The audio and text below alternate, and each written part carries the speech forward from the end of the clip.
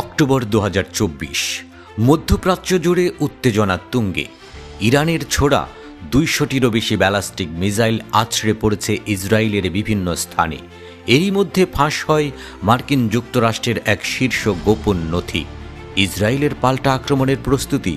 এই নথি ফাঁসের পেছনে ছিলেন CIA এর সাবেক বিশ্লেষক আসিফ উইলিয়াম রহমান। যুক্তরাষ্ট্রের বিচার বিভাগ জানিয়েছে, আসিফ রহমান 2016 সাল থেকে CIA-তে কর্মরত ছিলেন এবং তিনি টপ সিক্রেট তথ্যের অ্যাক্সেস পেতেন। 2024 সালের বসন্ত থেকে তিনি বারবার গোপন নথি বাড়িতে নিয়ে আসেন এবং সেগুলো পরিবর্তন করে এমনভাবে সাজান যাতে সূত্র লুকিয়ে রাখা যায়। এই নথিগুলো তিনি একাধিক অননুমোদিত ব্যক্তির সাথে শেয়ার করেছিলেন।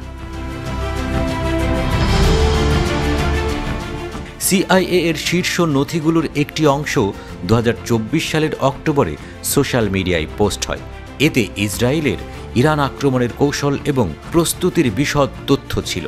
এই নথিতে 5 আইস মিত্রদের অর্থাৎ যুক্তরাষ্ট্র, অস্ট্রেলিয়া, কানাডা, নিউজিল্যান্ড এবং যুক্তরাজ্যের জন্য নির্ধারিত টপ সিক্রেট স্ট্যাম্প ছিল। বিচার বিভাগ জানিয়েছে, নথি ফাঁসের পর আসিফ নিজের ডায়েরি এন্ট্রি মুছে ফেলেন এবং তার ব্যক্তিগত মতামত গোপন করতে যান। এমনকি তিনি তার ব্যবহৃত ইলেকট্রনিক ডিভাইস, ফোন এবং ইন্টারনেট রাউটার ধ্বংস করে দেন।